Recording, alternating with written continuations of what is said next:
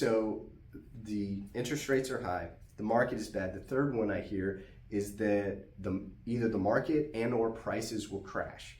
Everyone knows what happened in 2006 to 2010, and every time bad news about the housing market comes about, that's where everybody's mind goes. Oh, it's going to be another bubble burst. It's going to be another housing crash.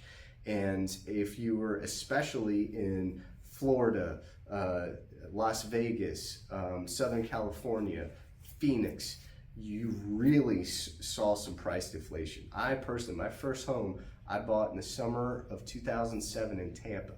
And you can imagine how that property went. I actually just sold that earlier this year. I finally made a profit on it, but it took me every bit of almost 15 years. It took me almost 15 years to get back there. Nobody wants to deal with that again. All right, so there's two things that I would suggest you look into on that.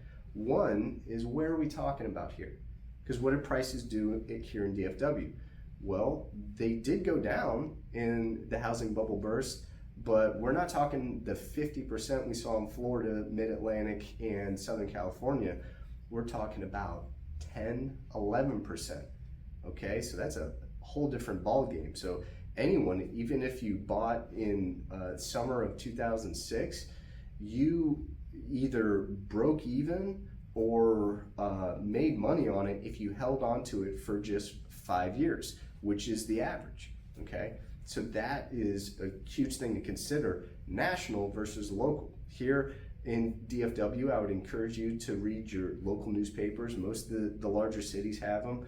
You've got the Dallas Morning News, is everyone knows that one, right? And they put out some good stuff in their real estate section. So I would encourage you to read more local to see what's going on here local, because it's very different due to our economy, due to cost of living here and everything like that, as compared to the rest of the country.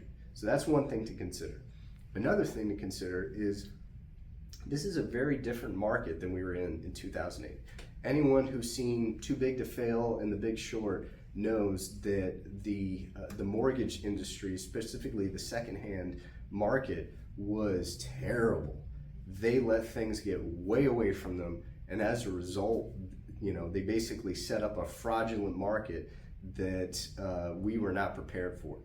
Things are a lot different now. The Dodd-Frank Act fixed a lot of the issues that went into the bubble burst and the near collapse of the mortgage and banking industry in that 2008 to 2010 range. So a lot of those issues have been fixed, and overall banks have been much better at vetting their buyers and making sure that those who are borrowing from them have the ability to repay them. And that's a huge breath of fresh air, right?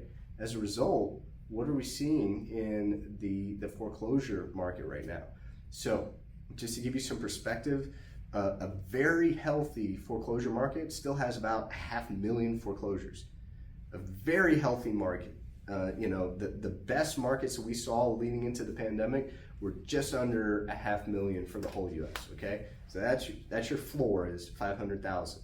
At the height of the bubble burst in 2008, we saw about 2.2 million. Okay, so far this year, we're at about 253,000 foreclosures.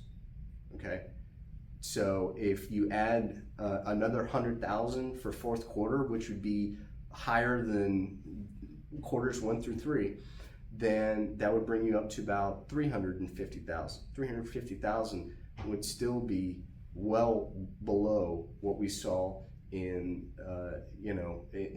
a great economy in the 2014, 15, 16, 17, 18, 19 leading up to the pandemic.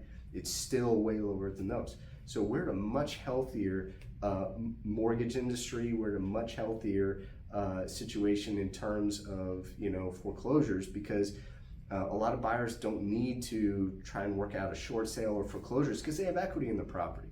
So they still have the ability to sell their property, make money, and move on if they need to. So that was the biggest factor in the bubble burst, and we're just not seeing that these days.